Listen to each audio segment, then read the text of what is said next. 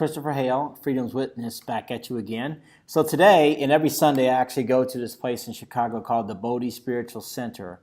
And basically, it's in the northern part of Chicago, and they really focus on getting people to realize that they are all created in the image of God and that they have a lot of creative power and that we really don't need to give up our power. So today was very interesting. So I'm just going to tell a real quick story or give a real quick thought I want to share with the audience, those people out there. You know, I grew up one of Jehovah's Witnesses and reading the Bible and scripture after scripture, memorizing shit and not even really taking the time to understand what it meant. So here's something it just drives me crazy how simple this is. So in Genesis chapter 1, verses 27, it says, and I'm going to read this off the internet.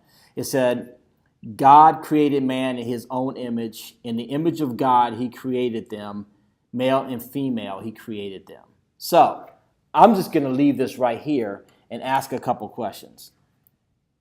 It said, first of all, did you get everything that I just read? It said that man was created in God's image. So let's think about everything we know about God. And I'm not going to go on and on about this, but we know that God, if you believe in God as however you believe God is, he created mankind. He's a creator. He's a builder. He does all these things. And he's in control, and everything in the world is under his thumb or his control. So if we are created in God's image, then that must mean that we also are creators in some sort of way.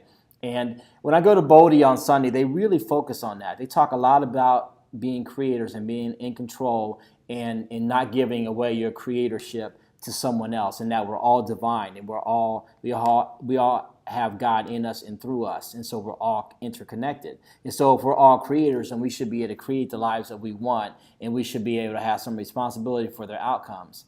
So basically today's message was, if you don't like your story, rewrite it. And that was pretty powerful for me because I'm learning how to write. I write all the time.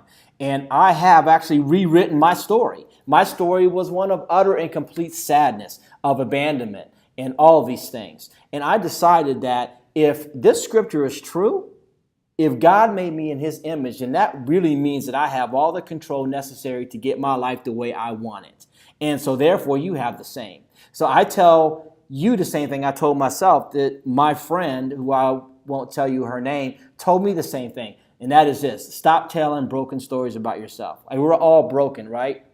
So, after I left the church, I consider myself a broken person. I took great pride in telling people, oh, look, I'm broken. So I must get all kind of considerations because I'm a broken person. Well, guess what? If you continue to tell yourself broken stories to yourself and to other people, you will do a couple things. You will stay broken, and you will continue to attract broken people. Like, I swear to you, every single person I meet has been broken in some way. But it's the decision they make to remain broken, to stop telling broken stories. So I used to be the most broken person I can think of. But I'm not broken, not at all. I may be cracked in many places, held together by really strong glue, and that community is glue, comes from my friends, comes from the spiritual community I have thrown myself into. But I don't tell broken stories about me. I tell stories of success, and I tell stories about an exciting future that I'm building. So again, here's the creative power that you have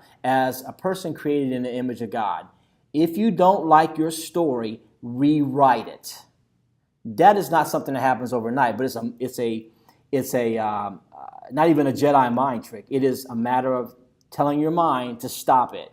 I don't like this story, so I'm going to start telling myself first a different story about what I am, who I'm going to be, what my identity is, what I'm not going to do, what I'm going to do. So I'm going to rewrite my story, and I'm going to stop telling broken stories about myself. In other words, in the ex-Jehovah's Witness community, it's hilarious because, and I understand everybody has to heal in their own way, but they love to talk about their broke down stories. I mean, some of them are so fucked up and so incredibly sad that it breaks my heart. But I want these people, you in the ex-Jehovah's Witness community, especially those people, because you're close to me, because that was who I am and who I was, right? I want you to stop telling broken down stories. I want you to start telling stories of success. Talk about your own success. Talk about the things that you're doing tomorrow, what's going to happen, how you're going to get through the next day.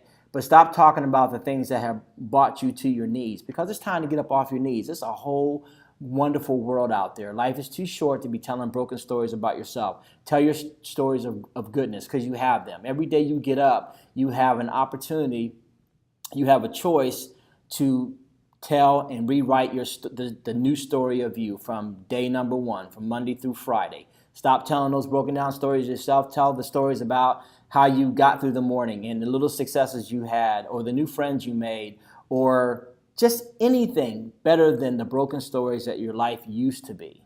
So again, you know what? I have so many things I could say, and I know there's going to be a platform coming out for me that's going to allow me to tell more of these things I learn even when I go to Bodhi. Like, it's so good for me because it helps me to see that I'm not the only one, and there are people all over the world that have gone through way more worse shit than I've ever been through, and yet they continue to rewrite a happy story. So you can rewrite a happy story, and I would like for you to go along that journey with me as I continue to write happy stories for myself. So I am Christopher Hale. I'm Freedom's Witness, and I really, really look forward to getting to know more of you guys and telling more of these good stories. You guys have a great week.